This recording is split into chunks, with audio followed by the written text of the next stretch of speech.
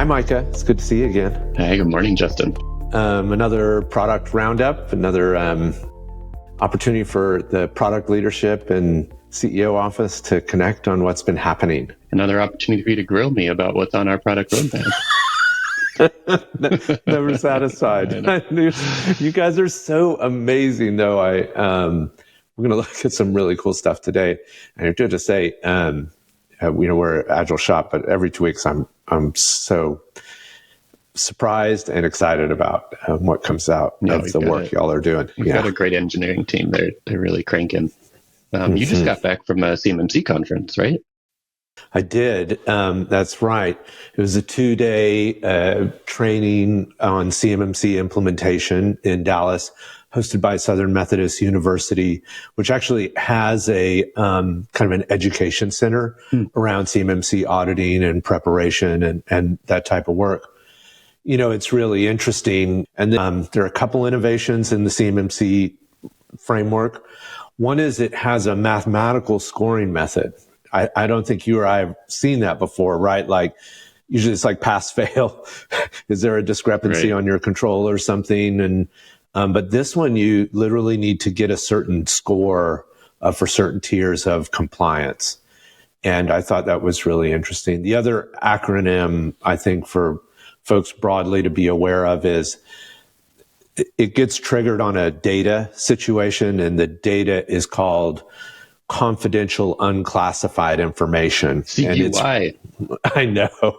It's, another great acronym for us to track. But for any organization that is in the sphere of the DoD at all, whether you're like a vendor of a vendor of a vendor or a direct contractor, if you have that thing called confidential unclassified information anywhere near your systems, you're going to have to go through CMMC compliance. Yeah.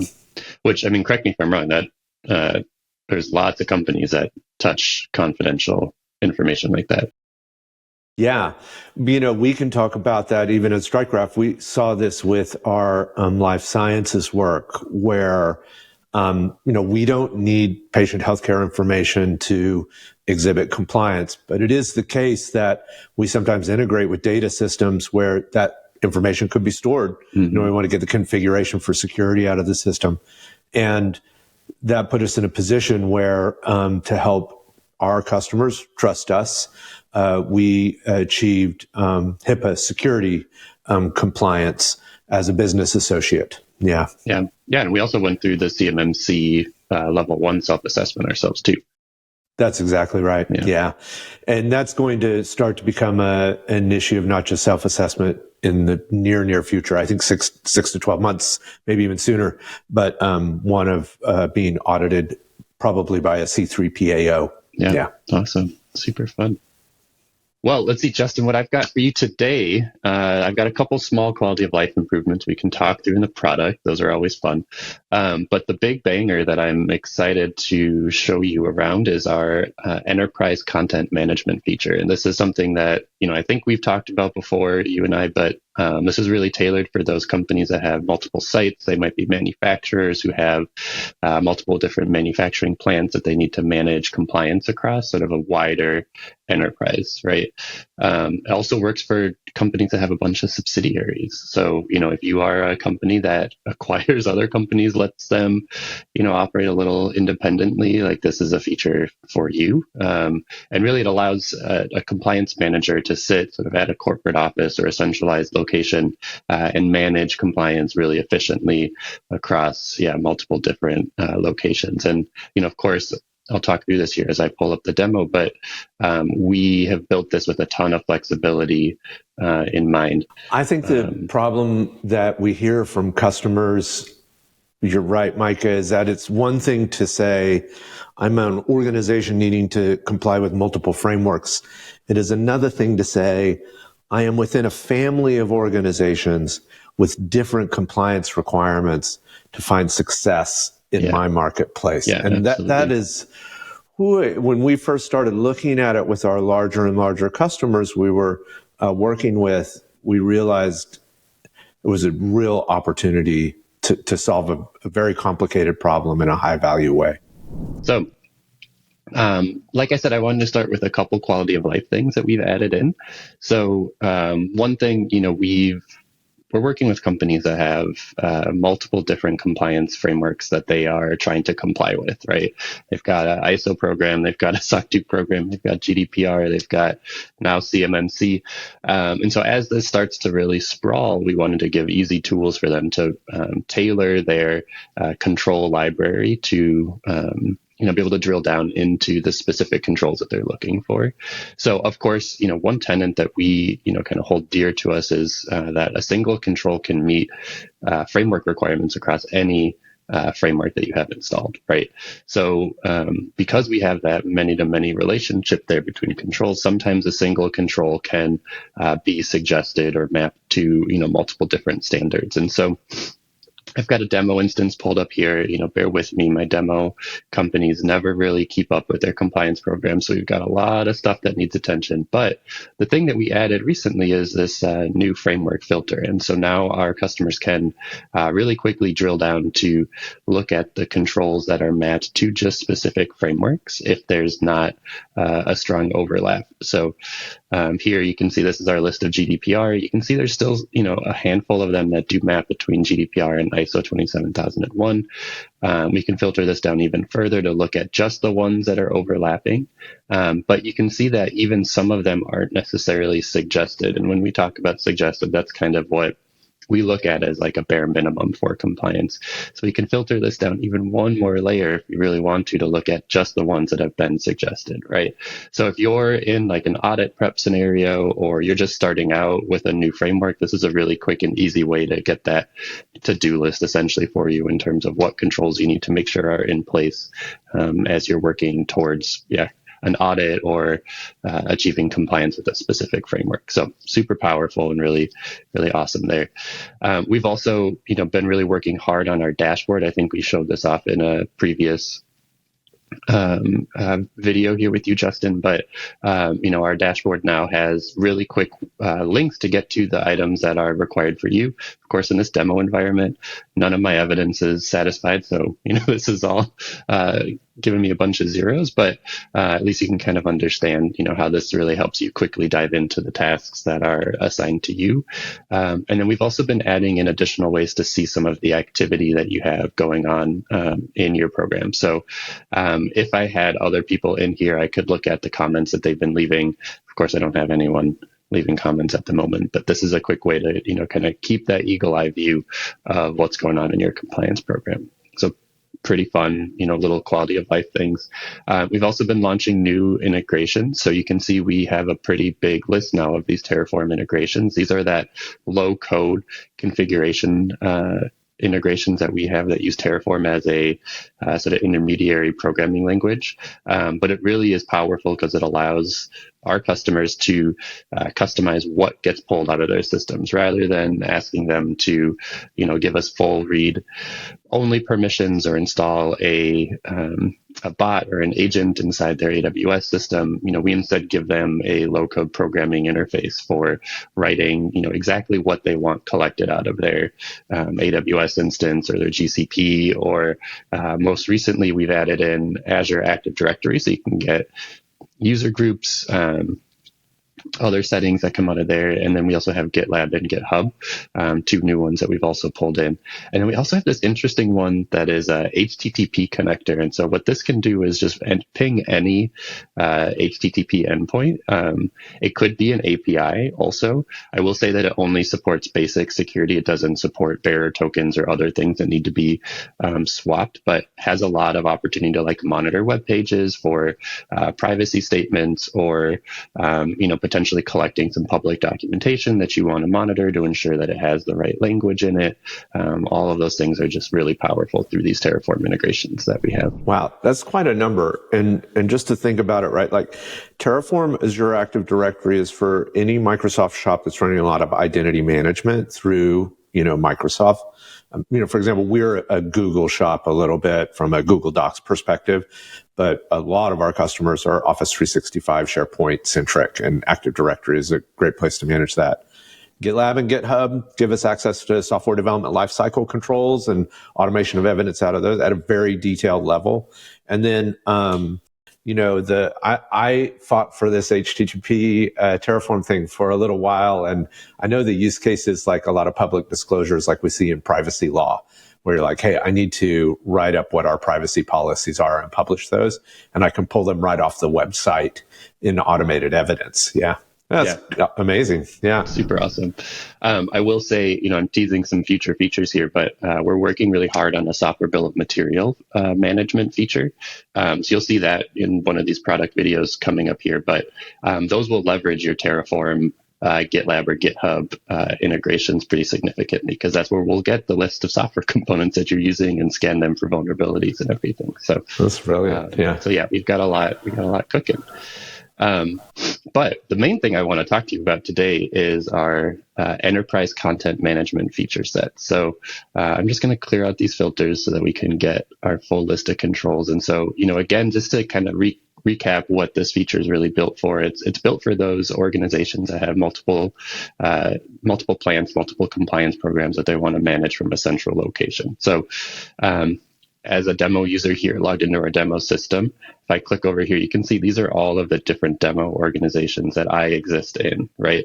So you can imagine, as Acme Inc., I have, many subsidiary plants, other things like that, including a manufacturing plant that, maybe is in another state or even in another country. And like you mentioned in some of our introduction, one thing that we think is really important is that, each plant will have different compliance requirements. So if I sit here in the Acme Inc. corporate office, as a corporate entity, we're managing the ISO 27001 program, right? We've got all of the servers and hardwares under our control, and our manufacturing plants are really just strictly operating from a manufacturing perspective. So in our organization, we have ISO 27001 installed, but since we also, work overseas, we also have GDPR installed because that's also really important.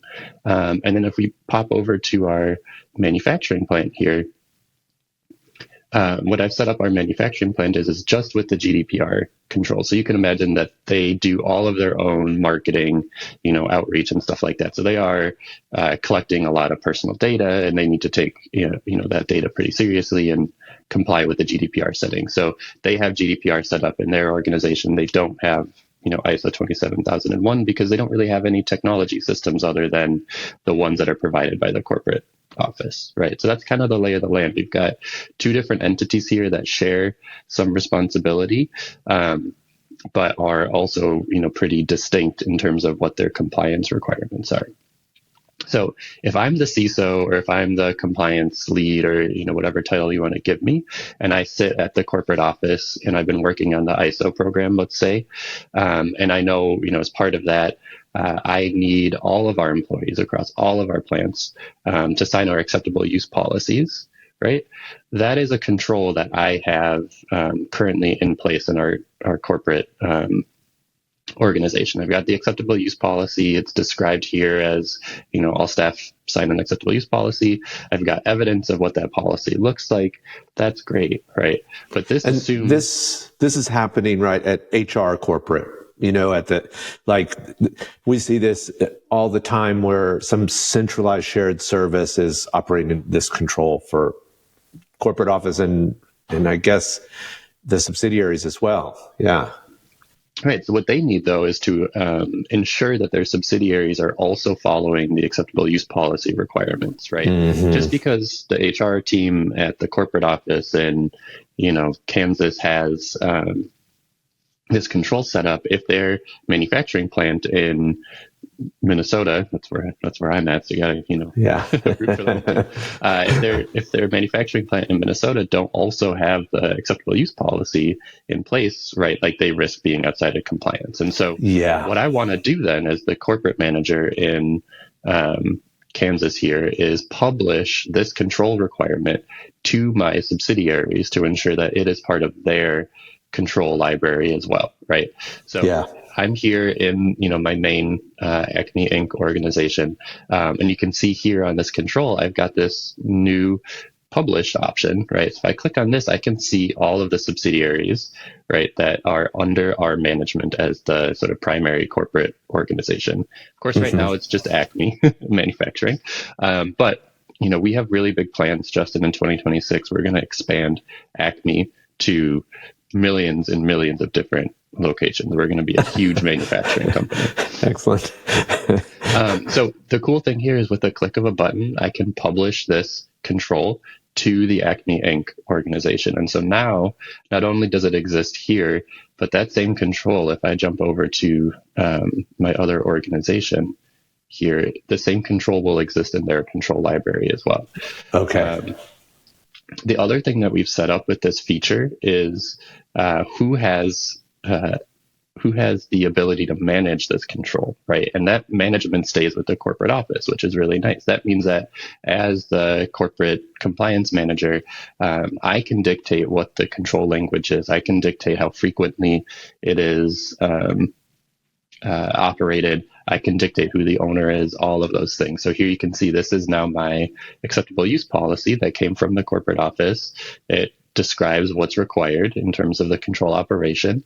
And then it gives me the option to link evidence over here. So if I wanted to, supply with the corporate team with example of my local acceptable use policy that I've implemented, I can add evidence here. I'm going to just type a really quick description. This is an example of our acceptable. Don't ever try to type and talk at the same time. That's not I'm really bad at it too. Yeah. Good. I'm going to own this because I'm the only person here right now. But this is going to be a policy, right? That we're going to say, and we're going to give this, 365-day expiration schedule. Yeah. So here this is. I can really quickly link this over to the control that corporate gave us here, the acceptable use policy. Now I can see that mapping is in place. You can see this is the item that's been published from Acme. And then I can attach our acceptable use policy here and get this uploaded. And the cool thing is if I want to, I can have Verify AI test my local version of this acceptable use policy to ensure that it meets the expectations of the evidence description that I've defined. This is now different from what the corporate office might have as their test, right? So there is that level of flexibility. That said, if I'm back in my main organization here, I can also publish risks. I can also publish evidence requirements. So there's lots of different opportunities for me to really manage what happens at that subsidiary level from my corporate seat outside of their organization. So here we are. You can see this is green because the Acme has theirs satisfied currently. If Acme did not have theirs certified, the manufacturing company was missing the evidence, or maybe the evidence had expired or other things like that, this would turn red. So I could see that from the corporate office too. I'd be able to monitor what they're up to. But yeah, that's kind of how it's all set in place. So now if I make a change here, like even just a simple change, like all staff must sign an acceptable use policy. Let's just something as simple as that. And let's say that they need to do this annually. Typically, acceptable use policies are more at higher, but we can use that as an example. If I jump over back to the manufacturing plant, we should see those changes being published back down to and synced down to the subsidiary. So we can pull back up this acceptable use policy, and here you can see it now has my new language. All staff must sign it, and you can see the frequency is now annually as well. So lots of opportunities here. And we're just kind of rolling this out this quarter. So we also have some additional features planned for this as well. Opportunities to share evidence attachments, so the actual files, and publish those down to the subsidiaries as well as some additional UX improvements in terms of being able to bulk publish items, so you could publish your entire the entire GDPR control set, for example, you could publish down, as well as just some other reporting tools too, so that as the corporate entity, you have an easier time keeping track of what your subsidiaries are up to from a compliance standpoint. Yeah, this is amazing. I know that there's been a lot of fundamental architectural work behind the scenes to build this feature set. In a way, I think this is a little bit the tip of the iceberg too, for how this whole raft of ways of managing compliance are going to roll out in our platform. I think we had three major use cases around this problem area. One is that to your use case, we have manufacturing companies that have a number of sites. They have separate physical security controls at the different sites, and trying to figure out how to manage both the corporate office security work, the plant specific security work, and the compliance outcomes that they need differentiated was a pretty hairy problem for us to go after. Yeah. But I also think about private equity groups with multiple companies. We have customers that are, to your point, multi-geo. So there are different regulatory requirements from one country to the other, but back office work might be being done, in one of the corporate offices or another location. Yeah. Yeah, it's pretty exciting.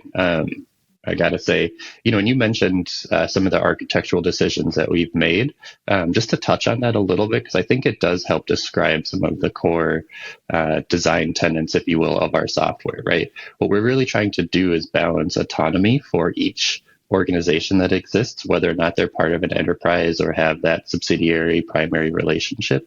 We're trying to balance their autonomy with ease of use, streamlined compliance requirements. And so, like you saw, the primary organization, the corporate headquarters or whatever you want to call it, they can have their own control set, they can have their own framework, they can have their own evidence items.